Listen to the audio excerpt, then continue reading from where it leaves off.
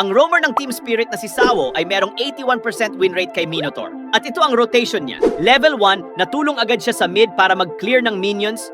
At sunod nito ay napunta sa buff ng kalaban para mag-check kung saan nag-start yung kalabang jungler. Tapos piniping niya ito para alam ng mga kakampi niya. Palagi niya ding tinitignan yung sitwasyon ng gold laner niya kung low ito para matulungan niya ng sustain gamit ang second skill ni Minotaur. At dahil kinukuha niya din ang Favor Blessing at Flask of the Oasis, mas nagiging malakas ang heal niya. Pero para sa first core item, depende palagi ito. At sa game na to, diretso, Antique Cuirass muna ang binili niya.